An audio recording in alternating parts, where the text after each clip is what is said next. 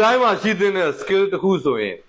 reset အမြန်လုပ်နိုင်ခြင်းဘာလို့ပြောချင်တာလဲဆိုရင်ဒီနေ့တနေ့ကအလုံးမှာအဆင်မပြေခဲ့ဘူးအိမ်ထဲမရောက်ခင်မှာအဲ့ဒီ stress တွေကို reset လုပ်ပြီး fresh ဖြစ်ပြီးဝင်ဖို့လိုအပ်တယ်ကလုံးလိုမျိုးဒီအထုပ်ကြီးထမ်းပြီးအိမ်ထဲကိုအပူပင်တွေတောကရည်နဲ့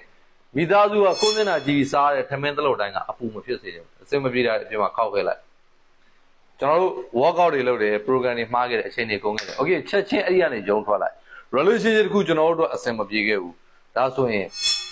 မကောင်းရင်ခင်းအောင်လေမကင်းနိုင်မကောင်းမပြောနဲ့မကောင်းဘူးဆိုရင် okay stop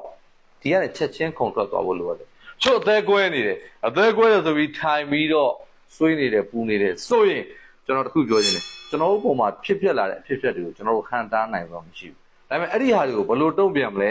အဲ့ဒီပြဿနာတွေထဲမှာဘယ်လောက်မြန်ရုံထွက်သွားနိုင်မလဲဆိုတာကကျွန်တော်တို့ရဲ့ reset လုပ်နိုင်စွမ်းပေါ်မူတည်တယ်အဲ့တော့တနေရာထဲမှာဝတ်မနေနဲ့ခုန်ထွက်လိုက်ပါလူတိုင်းမှာဒီ skill ရှိတဲ့တယ်လို့ထင်ပါတယ်တွေးစရာတစ်ခုရင် yes လို့မှပြောပါကျွန်တော်ခုနိုင်ဦးပါကျေးဇူးတင်ပါတယ်